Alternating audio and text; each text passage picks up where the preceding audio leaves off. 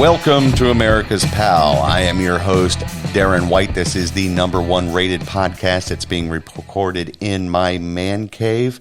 If you're listening to this live, you are either from the NSA or the FBI, so good on you. You guys get a sneak peek before everybody else gets it. Be sure to check us out everywhere podcasts like to hang out. That's Spotify, iHeart. You can find us on YouTube. Search up America's Pal on YouTube. Be sure to smash that subscribe button. Hit the like if you like it. If you don't like it, hit the like button anyway because it makes me feel better. If you want to reach us, you can contact us. Just email us at darren@americaspal.com. That's DARREN at americaspal.com. Today we're going to get into a topic that I think is important, and not enough really gets said about it, and we're going to talk about courage. I want to explain how courage is courageous, and that courage is contagious, and that infection is liberty. Before we get into that topic, before we get into our weekly news outbreak, we're going to have to do another deadbeat sponsor break. That means they're deadbeats. They don't pay us anything because I make them up myself. And once we start getting some paying sponsors, we're still going to play those deadbeat sponsors anyway. But right now, we're going to take a quick deadbeat sponsor break, and then we'll be right back to get into our weekly news outbreak.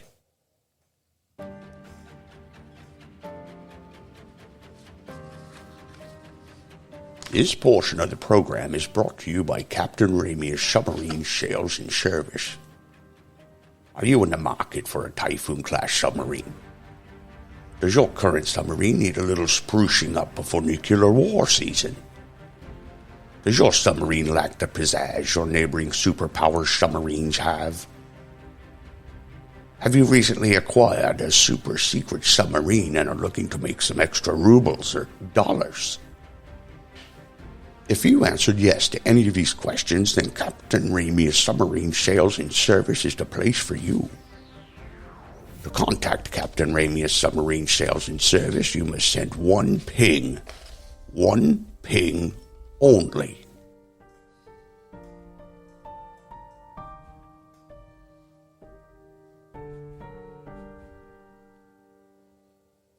That's right, one ping. Seems appropriate, I guess, for a nuclear submarine advertisement with everything going on in Ukraine and Princess Nancy going to Taiwan, China doing their saber rattling, and everybody's all up in arms about nuclear war. And even New York City issues a nuclear bomb going off warning drill a couple of weeks ago. But that's just the tip of the news. This week, let's get into this week's news outbreak. From the F Around and Find Out desk. Last week in Salem, Oregon, the police-hating fascistic group Antifa attempted to disrupt a motorcycle group's Heroes meeting. Once the inevitable shoving match ended with the bikers overwhelming the fascistic Antifa basement dwellers, the group complained that the police didn't do enough to protect them. In a collective response from all police departments in the Pacific Northwest, they said, "Perhaps you should have thought about that before you tried to burn our house down with us inside." No Republicans were shot at this year's annual congressional baseball game or at any of the practices. To compete for this lack of violence towards Republicans, Democrat Congresswoman Linda Sanchez of California shot them the bird instead. Republicans responded by beating the Democrats 10-0. As border states continue to bus illegal immigrants to Washington, D.C., Mayor Muriel Bowser is calling for the National Guard to insist in what she's calling a humanitarian crisis.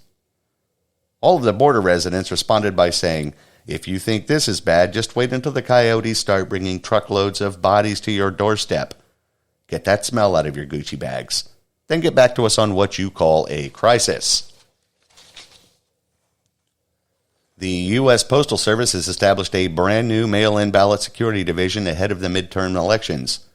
Adrienne Marshall, the new head of the Election and Government Mail Services Division, stated that it is time for the USPS to join the 21st century American politics and get actively involved in voter fraud.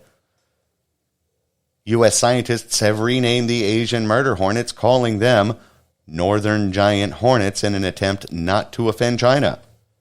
World-renowned philanthropist, explorer, cartographer Genghis Khan expressed his disappointment in the name change, saying, "Silly American scientists, Asia is a continent. China is a country inside the continent called Asia. It's true, I've seen it. Besides, Asian murder hornets would have been awesome when I was traveling west." In political insider news, Nancy Pelosi's husband bought 20,000 shares of Nvidia stock, a semiconductor company set to do very well from the CHIPS bill, which his wife, who happens to be the Speaker of the House, was bringing to a vote in Congress. The bill was passed that funneled $250 billion to the already very profitable American semiconductor industry for no good reason. Due to all of the bad press, and just before the bill's passing, the extremely wealthy cuckold husband of the Speaker of the House sold his interest in the stocks at a loss of $365,000.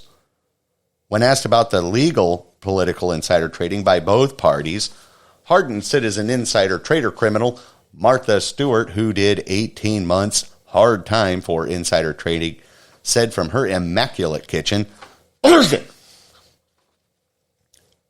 from the Marxist Catholic desk, Pope Francis says it's time for him to either slow down or retire. When pressed on the subject, Il Papa said, "I feel confident that my time as Pope has ensured that the atheist Karl Marx and Vladimir Lenin have completed their tasks, and God himself would be hard-pressed to take Holy Communion." From the No Shirt Sherlock desk, double jabbed and multiple boosted President Biden got COVID. And COVID again. When asked, President Biden said, "Come on, Jack. I beat Corn Pop. He was a bad dude. Look at the hair on my legs. Let me smell your hair.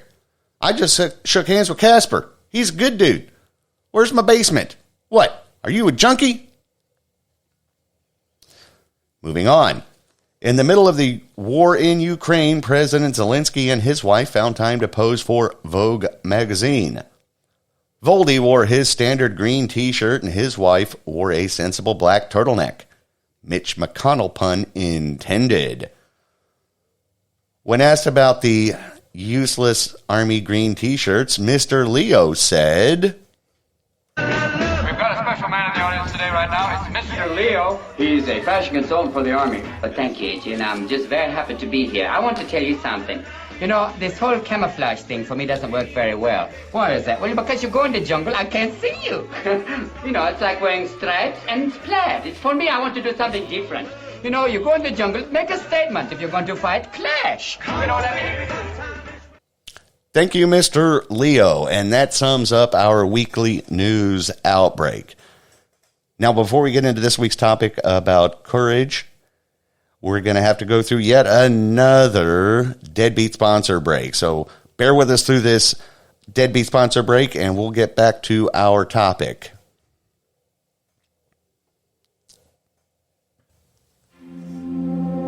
This portion of the program is brought to you by Irish Winter Bar Soap. Winter is coming. You're going to need a bar soap strong enough for the winter, not the spring. Irish Winter Bar Soap is strong enough to wash away 1,000 years of battle. Lifetime of pestilence and plague will melt away. It will wash away famine brought upon you by a winter's icy grasp. Irish Winter Bar Soap is made in a cauldron hotter than the very surface of 1,000 burning suns not seen here in generations. It's made with the lye from the ashes of our ancestors who died in the battles of kings and emperors. And it's blended with the crumbled ruins of our castles from days long ago. infused with the healing of the red clover, the bluebell, the meadowsweet, and just a dash of the poison of bog rosemary. Prepare for the winter with Irish winter bar soap, strong enough to wash away the winter as you pray for springtime.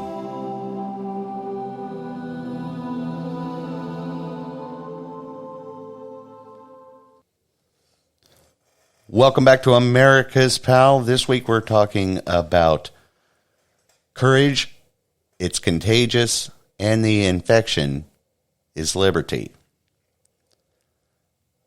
I've been giving a lot of thought to courage itself over the past 2.5 years, especially, but then throughout the course of my life through a lot of the things that I personally have been through. And by nature, I'm a non-confrontational kind of a person. I'm not one that's going to get in your face. I'm not going to challenge everything you have to say all of the time. Live and let live. And over the past decade or so, I've begun experiencing more of a need to stand on what I believe. Not get in your face, like I said, not jump in and have to be right in every argument or make any point typically whenever I'm in a discussion where I'm the only one that has my point of view and I'm discussing things with people who have the complete obvious and they start getting heated. I choose not to get heated. Humor is a diffuser. It is also a really good way to communicate if you're capable of it, which is pretty much why society has pretty much just completely murdered the stand-up comedy in America these days. You can get canceled for saying anything that might be true and saying it with a punchline. But what really kind of got me moving, I would have to say, it was during it was 2007 when Barack Obama was the nominee for the Democrat Party. Maverick John McCain was our selection. And I remember 2007, our third grade daughter came home and told us that her teacher told her to tell us who we were supposed to vote for in the upcoming election that November. And I was floored. You're there to go to school. You're there to learn your math, reading skills. I fully didn't expect them to teach her any history or anything of that nature, but at the same time, the basics, politics in the third grade seemed a bit off-putting at best. But at that time, I didn't say anything. You know, we made our decisions. We did, what we wanted, how we voted, how we believed at the time. And it stuck in my craw. And it got to a point where this happened more and more and more throughout the beginning of that administration, where people were in your face all of a sudden. If you didn't vote for him, then you're a racist. Now, I am completely used to the hyperbole of the whole racist, misogynistic, xenophobic nonsense that it really has, and I believe the American people to this day now are finally just like, enough, knock it off. But at the time, I was noticing this anger that was accelerating towards anyone that didn't necessarily follow the narrative. And I stayed quiet. And then about a year and a half into the Obama administration, I typically on the radio, and I was in the truck all the time, was listening to classic country music and some of the classic rock and things like that. That's what I thrived on. The blues, classic rock, country music, the good stuff, not anything that was coming out in the 2000s for the most part. And I started feeling like there's something more. There's so much going on around me where people are adamant that somehow, because I didn't cast a vote a certain way, I was all of a sudden a bad guy. And I wasn't out there advertising it. And I started to wonder am I the only one?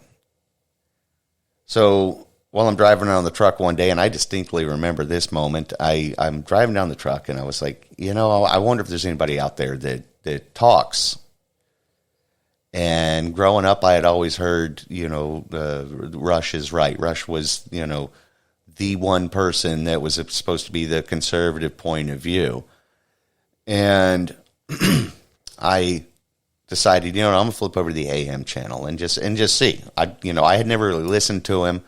I had always had a conservative background, but didn't really have any real interest in politics or society in general as a whole. I was like, hey, I'm going to be a good man. I'm a conservative. I'm going to vote every 2 years like they tell me to. I'm going to vote my principles. I'm pro-life. I'm this, I'm that. I'll just pick the candidate, and then if I have to, hold my nose and vote for one that's the lesser of two evils, we're going to, and I played that game just like everybody has.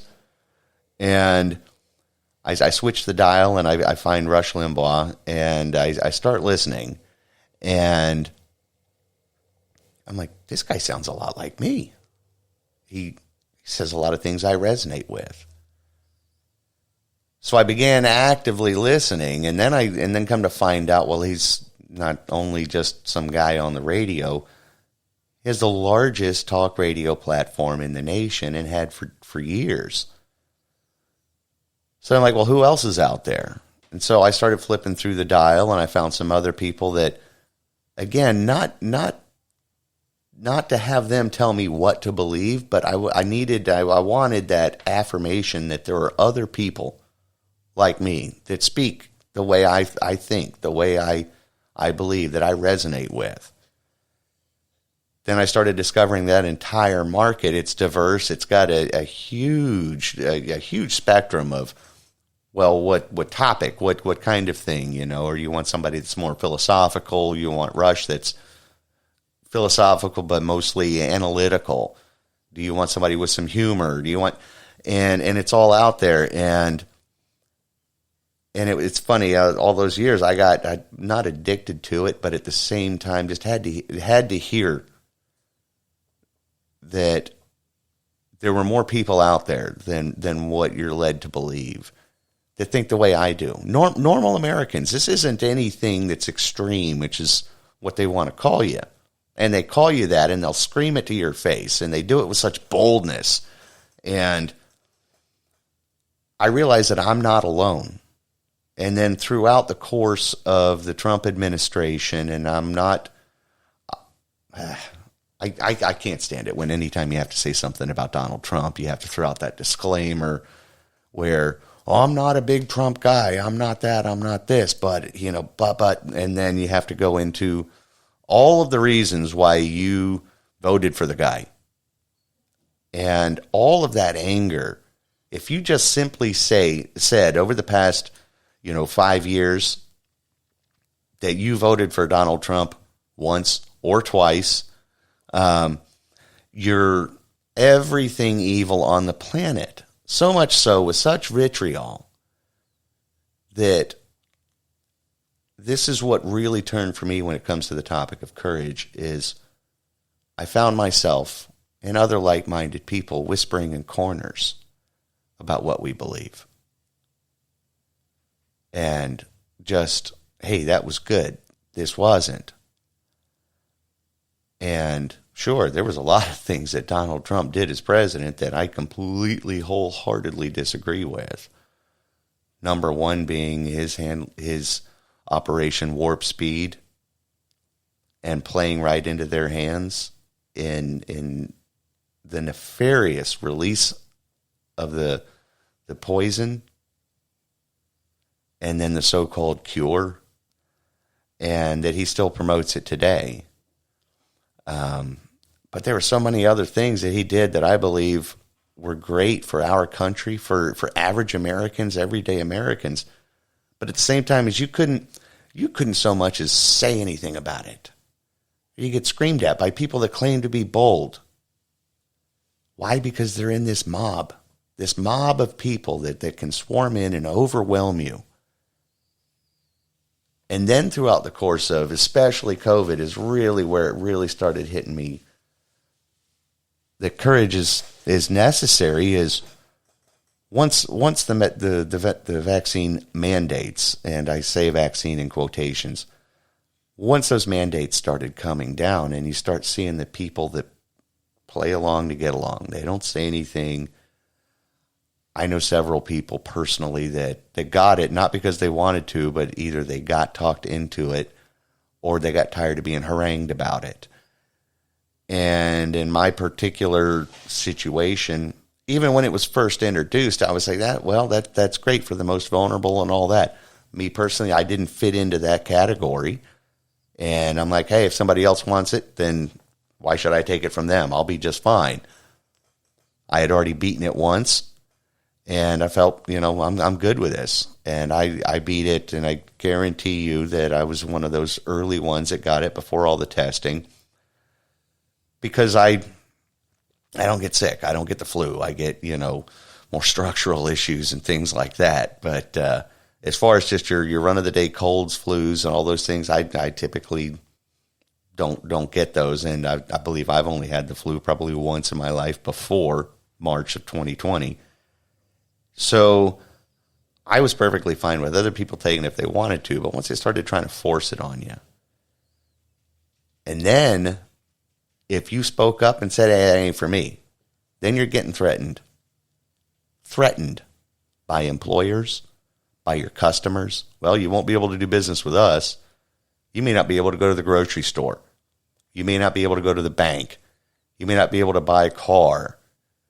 You certainly won't be able to go to work. You won't have your job. And that's when I kind of put the brakes on everything and said, you know what, I've gone along to get along as long as I can stomach it. I can't take it anymore. I can't sit here and be told these kind of lies on this level. I can't watch our federal government partner with our tech companies to say we are going to partner with our friends in the tech industry and all the social media platforms so that they can silence free speech because we can't legislate it. So we're going to work with them. We're going to partner with them. And then when the Supreme Court says, by the way, Joe, you can't mandate a vaccine to the mass public, what is the same exact response was, well, then we're going to team up with all of our private partners and we'll enact it that way. And I'm sitting here watching this, and the word fascism has been thrown around more recently when Donald Trump was called a fascist. And at the same time, those people that are throwing those words out, those Antifa, anti-fascists, they are fascists. They are actual fascists behaving fascistically. And they want to call Donald Trump a fascist. He said whatever he wanted to. He took every question from the press that they wanted to. He would hold press conferences for 2.5 hours and just let them hit him with questions, berate him if they wanted to. And he'd come back and he'd do his Trumpian thing, and that always kind of got out of hand a little bit. But Jim Acosta was free to say whatever he wanted to. And Donald Trump never partnered with private companies to shut the individual down. Joe comes in and says, hey, Jen Psaki, his press secretary, comes out and she says, this administration, we're going to partner with the private sector.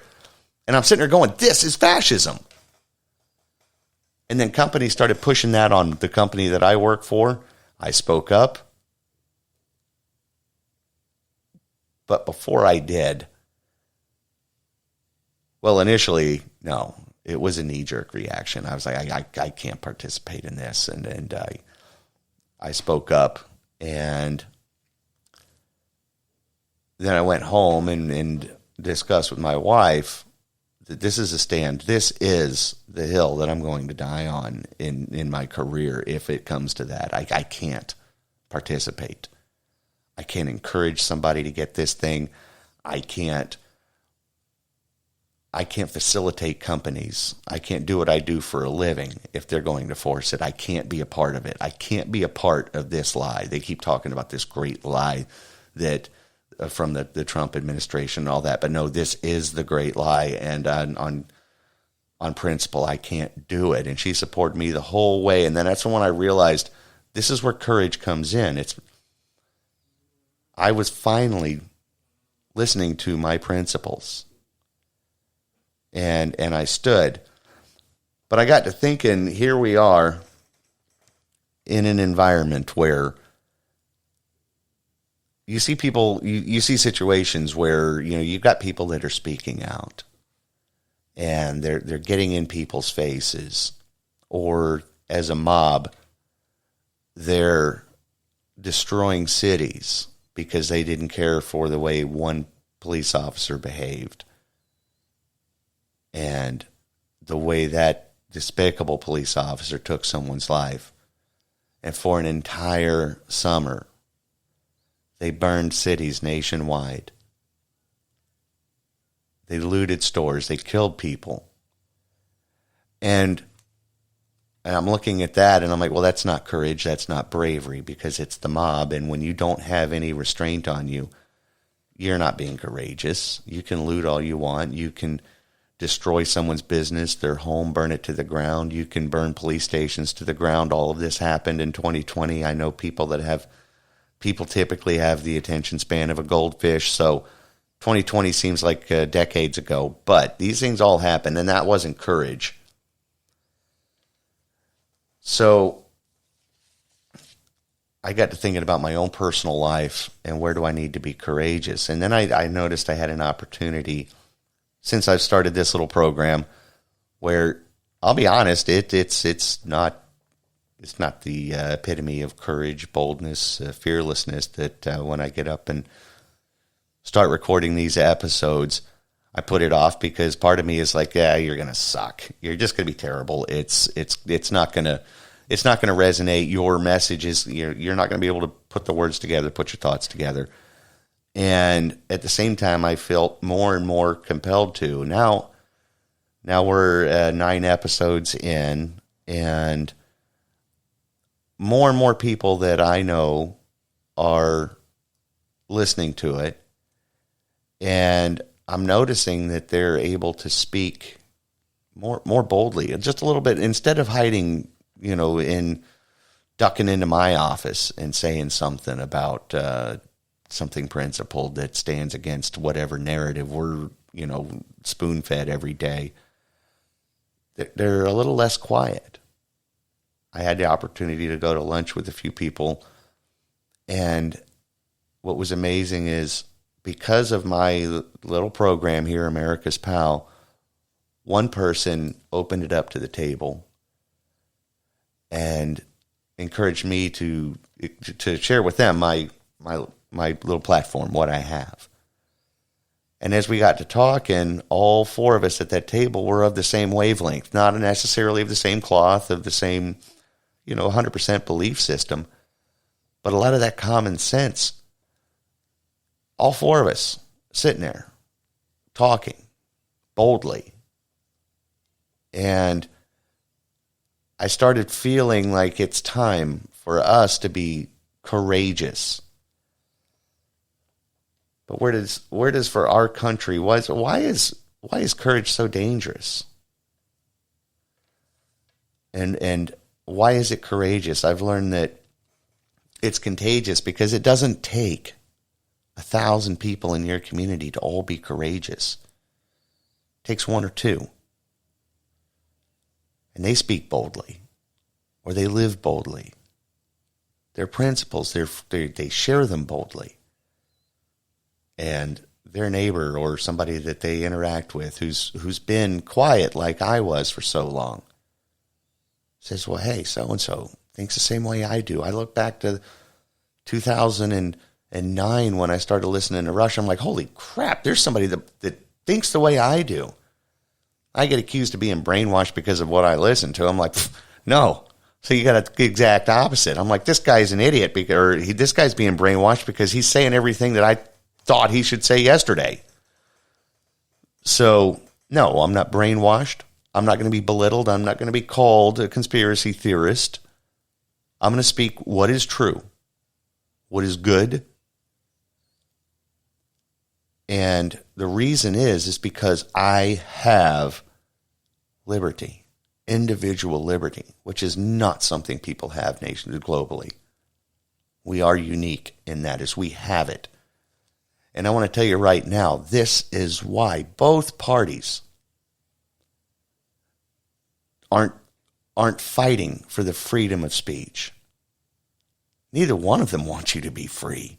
Neither one of them wants you to be an individual. The one thing about the Democrat Party is that they will spew Marxist ideals boldly, chanting it nonstop. And they're, the people that follow them march right in line. Okie dokie, we're going to do it. The AOC is more powerful than Nancy Pelosi in Congress right now. But they're at least exposing themselves. They're at least saying, hey, we're Marxists. We're fine with this. Here's the difference between that and the Republicans.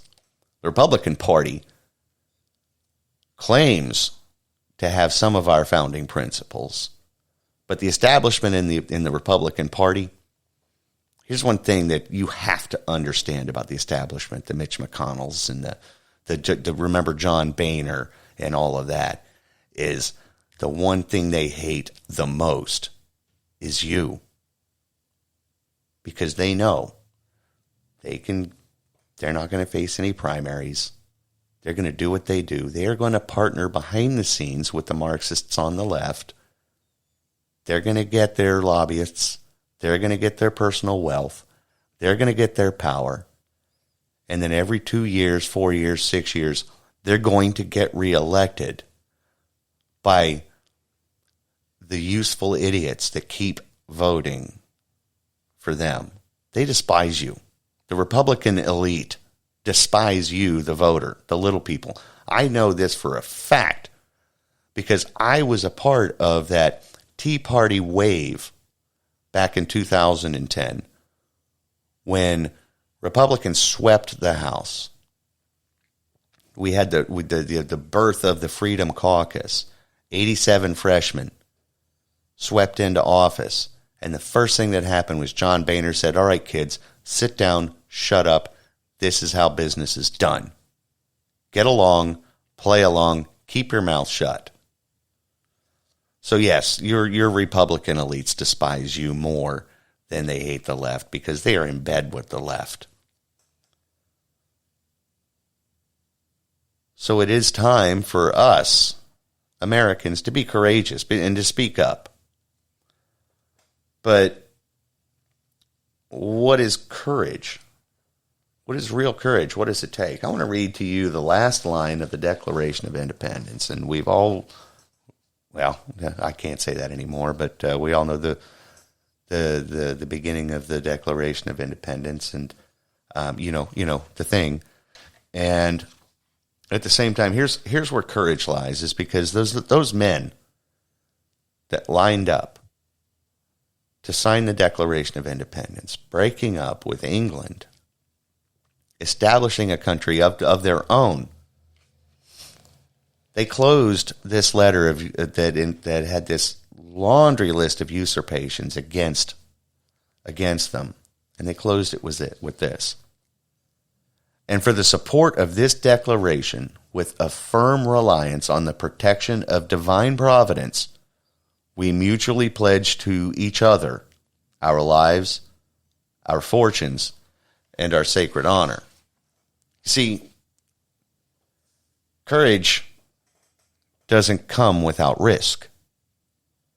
And if you look up all of the signers of that Declaration of Independence, what happened to them throughout their lives, how quickly most of their lives ended shortly thereafter. If they didn't win freedom, they faced the hangman's rope, poverty, Most of them ended up in poverty. And that was a risk they were willing to take for those inalienable rights that were bestowed upon them by their Creator, not a tyrant. See, liberty is the antithesis of tyranny. And every single government, every single dictator throughout all of history has remained in power as long as they could by diminishing liberty. This is why your elitists despise your personal liberty. They despise you. Because no, I have rights. And they have spent decades and decades and decades working around those rights to diminish your will, to diminish your strength. But courage is contagious.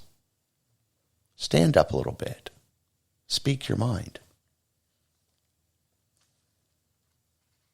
But courage is also very, very dangerous. I'll read from the Lion, the Witch, and the Wardrobe. Take this line. Aslan is a lion.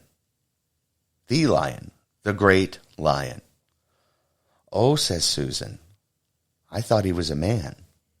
Is he quite safe? I shall feel rather nervous about meeting a lion. Safe? Said Mr. Beaver. Who said anything about safe? Of course he isn't safe. But he's good. You see, being dangerous on its own is something that should be avoided, should be tamped out.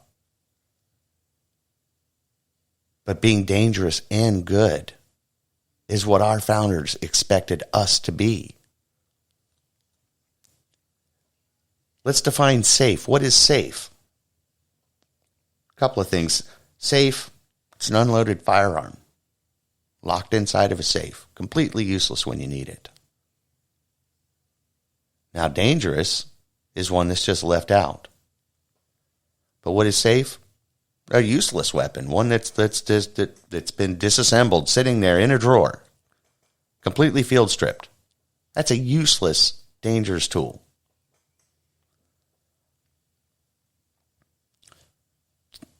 You want a safe lion? Pull his teeth out.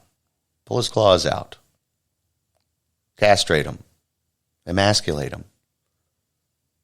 Make him nothing more than a big fluffy cat.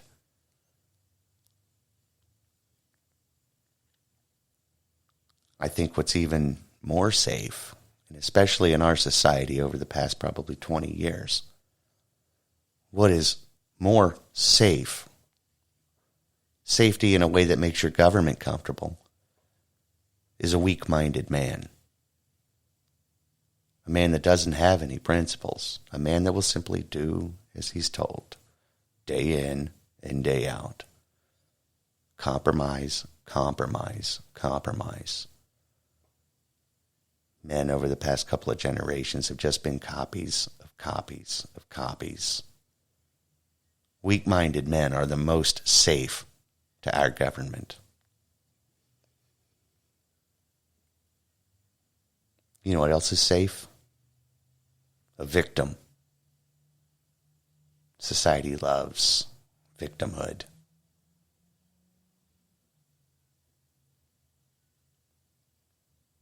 This is where society wants to keep you, as a victim. You're now a victim of microaggressions. You're a victim of being offended.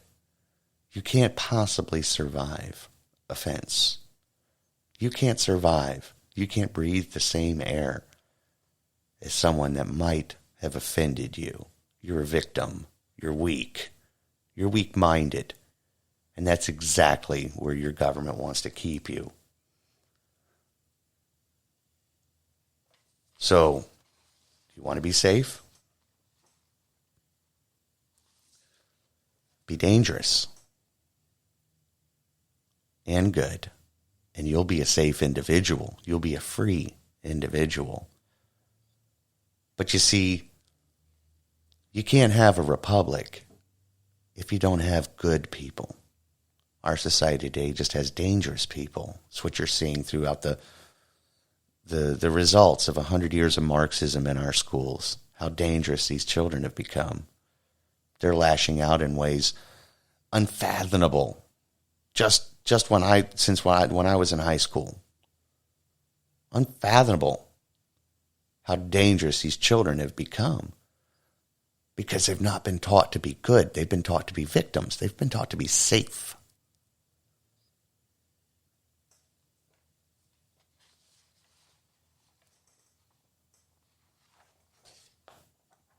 So what comfort zone do you want to be in? You want to just be safe? Simply safe. You'll own nothing and you'll like it. Whatever they tell me to do, I'll just do. I don't matter. My rights don't matter. My individualism doesn't matter. My faith doesn't matter. My society, my community doesn't matter. We're all victims in my community. We're all safe, except how safe is everybody in your inner city today? How many dangerous people who are also evil roam your streets in the inner cities? Go to Chicago. Go to New York. Go to Minneapolis. Go to Portland. How safe are you? You're safe. You've had your claws pulled out. You've had your teeth pulled out.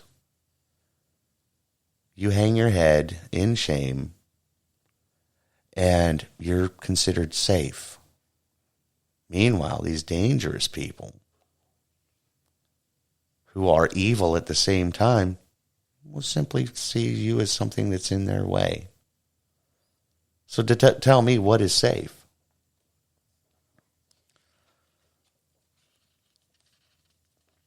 What's important is the difference between what courage is, what real courage, which is courage that requires wisdom, requires goodness. See, a lot of people think that courage is just blindly ignoring fear. A toddler that can boldly and courageously run out into the middle of the street just before he bounces off of a bumper. Well, look how courageous he is. He just ran out there when nobody else just runs out into the middle of the street. But a toddler has all of the courage in the world and zero wisdom.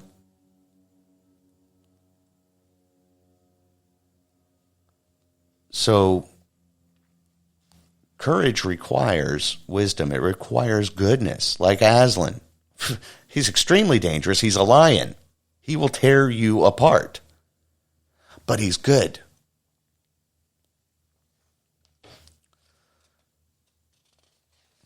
Go to Deuteronomy 31:6. Says, "Be strong and of a good courage. Fear not, nor be afraid of them, for the Lord thy God, he it is that doth go with thee. He will not fail thee, nor forsake thee."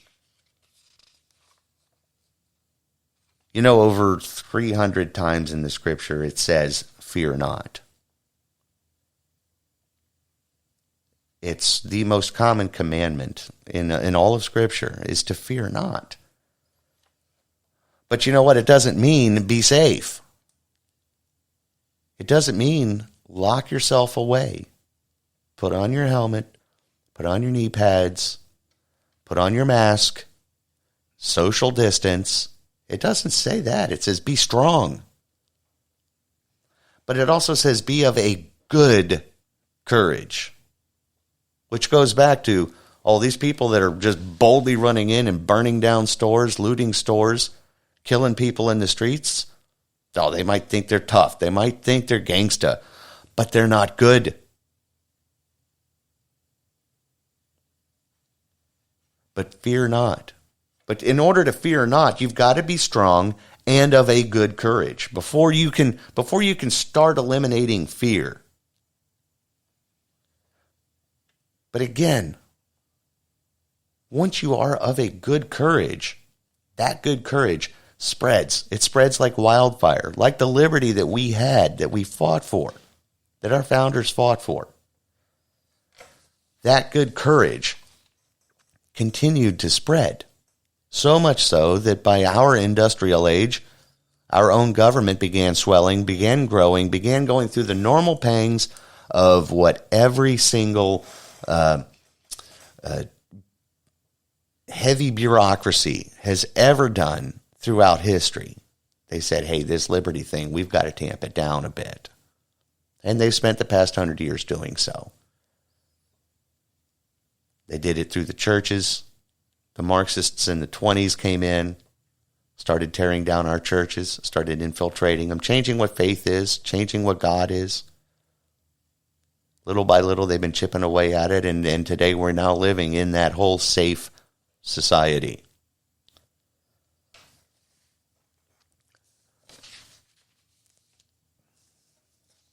But the very reason our founders fought so hard, courageously, was because they knew what they were fighting for was good. Let's go to after the war was won, the Revolutionary War, 1789. They began drafting our U.S. Constitution, our whole basis of government. And Alexander Hamilton felt it necessary that the language of the U.S. Constitution wasn't solid enough on the side of the individual states. So he proposed amendments to the Constitution. 10 of those amendments became what is today our Bill of Rights. Those first 10 amendments. But I'm going to go through these, and I know they say it's bad radio just to read law, and people tune out and zone out. But I want to buzz through them really quick, because here's where dangerous liberty is. Here's where our founders, that dangerous liberty, that dangerous and good society, why it was so important to include these rights, have them clearly listed, so that you could remain dangerous and good, and the federal government could never step over you. So the First Amendment, Congress shall make no law respecting an establishment of religion, prohibiting the free exercise thereof, or abridging the freedom of speech, or of the press, or of the right of the people peaceably to assemble and to petition the government for a redress of grievances. You see, they said peaceably assemble. That's dangerous, but good. Because when you start seeing groups and groups and groups of people that are good and peaceably assembling, their message gets heard and it grows. Dr. Martin Luther King, he said, we're going to protest. We're going to be arm in arm. And he already knew that the federal government was going to try and goad them into a fight, into a scene that would require violence. And he admonished everyone that followed him, says, we're locking arms. And they're going to hit you with the water guns. They're going to strike you. They're going to throw things at you. But do not dare throw a punch. Because their evil strength, their strength that's not coupled with any good, will be on pure open display. So that the world will see what an evil, dangerous government was willing to do to innocent people. So our founders, that right to assembly, that right to your faith, that right to, what was attacked right off the bat during the COVID lockdowns? What was attacked? Church. Oh, you can't sing out loud. That's going to spread it. You can't talk. You can't shake hands. You can't do anything. Wear your mask. Stay home. They locked down churches nationwide. But guess what got to stay open? Liquor stores, strip clubs. Those were fine.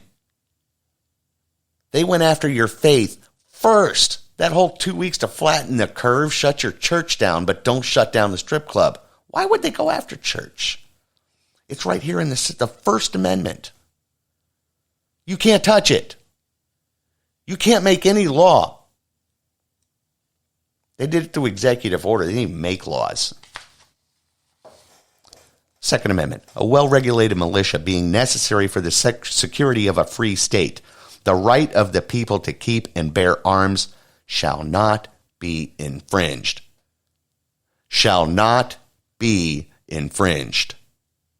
Shall not be infringed. See, you can be dangerous, but you have to be good. And it seems like every time somebody is dangerous and evil does anything with a firearm, the first thing they do is they go after those people that are dangerous and good. And they weaken them. And we saw that in Uvalde. You saw somebody who was wicked and dangerous, and the lives he took. And then you saw the people who were supposed to be good, hundreds of them in law enforcement, cowered for over 70 minutes, not willing to do what was good and do what was right. Were they dangerous? No, all of those law enforcement officers in Uvalde, Texas, that were afraid to go in, that didn't go in, they were safe. They were safe as children were dying. Because you have a dangerous and wicked young man, a wolf, not a lion, but a wolf just preying on people. And those dangerous and supposedly good men stood around and did nothing. Shall not be infringed, and you better be good if you're going to exercise that Second Amendment right. You better be good. But don't ever sacrifice your goodness and your right in the name of safety, because they want to call you unsafe. No, they're going to castrate you whether you want them to or not.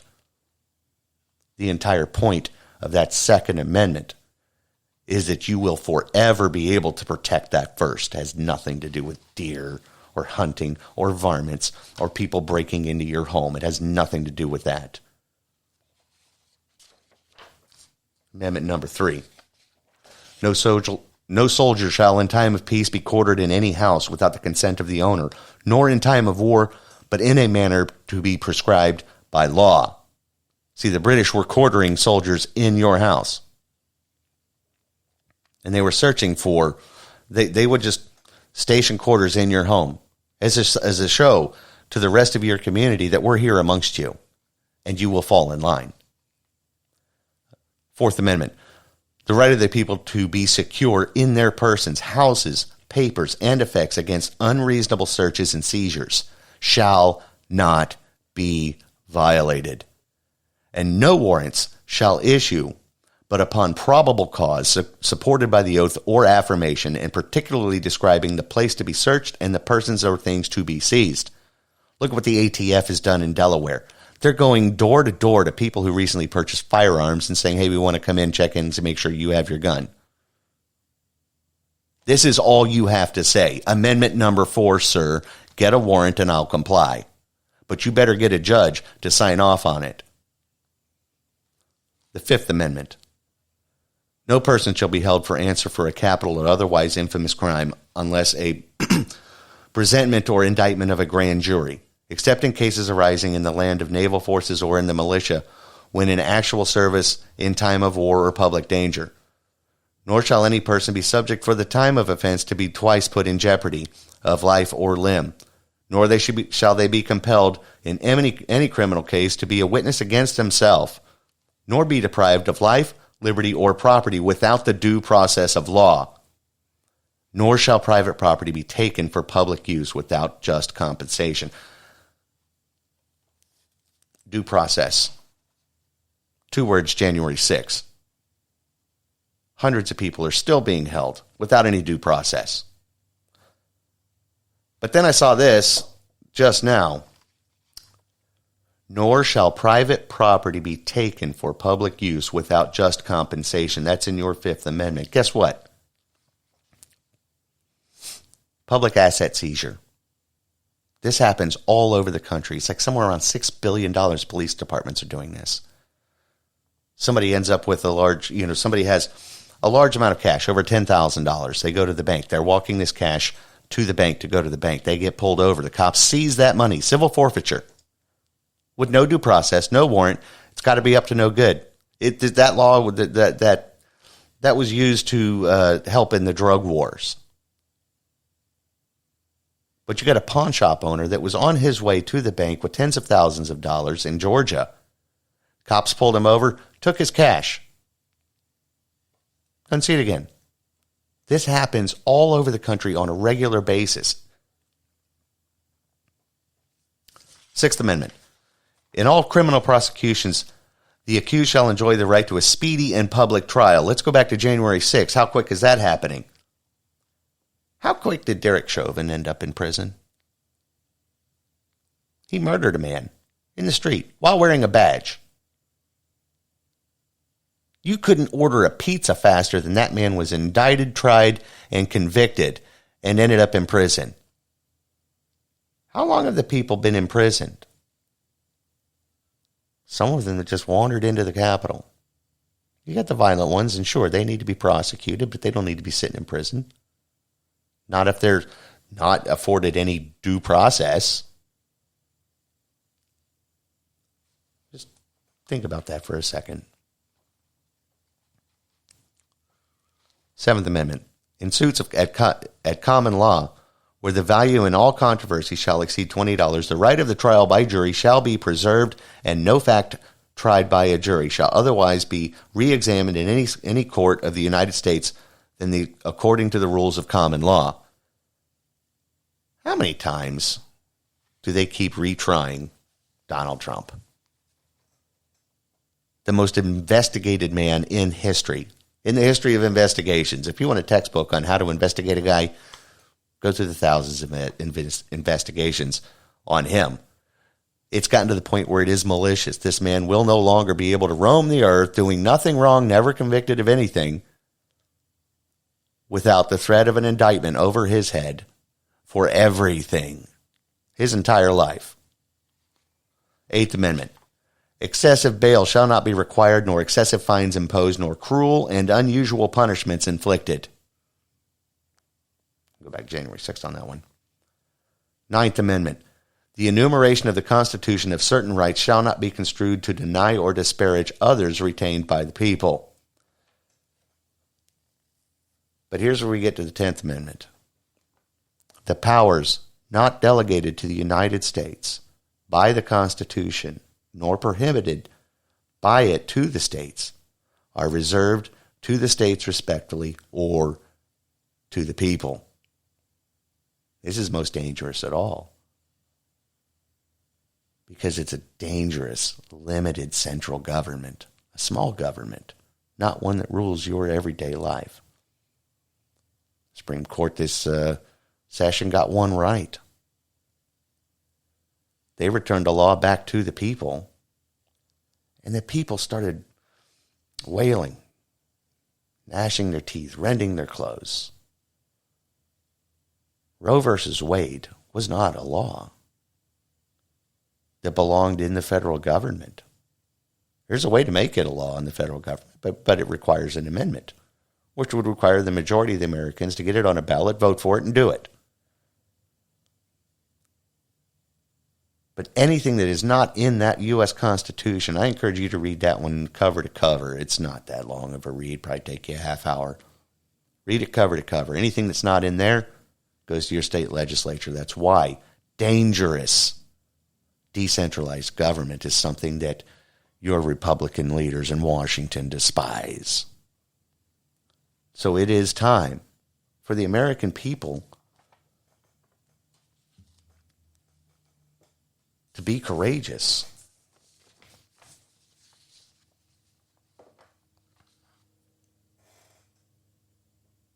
It's time for the American people to be dangerous and good. Dangerous and good is what our founders required of us. And all we've done is just be safe and quiet. So it is time. It is time. It's time for me to speak boldly. It's time for me to share what I believe. Share it boldly. Like it or don't. You want to get in my face? I'm not going to play that game. I'm just, you're going to know where I stand. I drew a line in the sand when it comes to this global sickness. I drew my line in the sand, and it's not going to be crossed. But I've drawn my lines in the sand, and I'm going to stick to it. And you can too. Before we get to our closing remarks, we have one more deadbeat sponsor to suffer through. My apologies. We're going to wrap this up after this deadbeat sponsor break. This portion of the program is brought to you by Moly Moly Guacamole. It's never a mole steak to enjoy Moly Moly Guacamole whenever you're on the job. Book me, it's delicious. This sort of thing is my bag, baby. It will make number 2 work for you. It's better than pork pies and a bag of trout. Even after they pay me, I'm going to melt the world with liquid hot moly moly guacamole. My father would womanize. He would drink. He would put moly moly guacamole on meat helmets. It's like catnip for clowns. It's delicious, but not quite evil enough. It's quasi-evil. It'll put a load on deck that would choke a donkey. It's gonna start a fire. I put it on my baby. Everybody likes their own brand. But Moly Moly Guacamole is the best. Yeah, baby. And welcome back to America's Power. Closing out the last few minutes here. I want to close with good. Courageous good. Hope. A word that gets thrown around an awful lot. But I want to close the circle. It's circular. Block out the bad, bring in the good. Block out the bad, bring in the good. No, I want to bring back. I'm going to go back to Deuteronomy 31. I'll just read 6 through 8. Be strong and of a good courage. Fear not, nor be afraid of them. For the Lord thy God, he it is that doth go with thee. He will not fail thee, nor forsake thee. And Moses called unto Joshua, and he said unto him in the sight of all Israel, Be strong and of a good courage, for thou must go with this people unto the land which the Lord hath sworn unto their fathers to give them, and thou shalt cause them to inherit it. And the Lord, he it is that doth go before thee, and he will be with thee. He will not fail thee, neither forsake thee. Fear not, neither be dismayed. Think about that. Just in 3 verses. God says directly to Moses, be strong, of good courage. Fear not. I am with thee. I won't fail you. And then before Moses passes the torch to Joshua, what does he do? He gets in front of everybody. Now, God said to Moses what he was told. He said it to him in private. Moses, I have courage that I want you to have. You can have this courage, but you got to be strong. And you have to have a good courage. And then you can fear not. And God tells us to Moses in private. And then what does Moses do? He takes that message, that seed that God gave him, and he goes straight to Joshua, and in front of all Israel, word for word, gives Joshua that message. Be strong. Be of a good courage. Fear not. It is he that doth go before thee. He will be with thee. He will not fail thee, nor forsake thee, nor there be thou dismayed. We'll talk to y'all next week.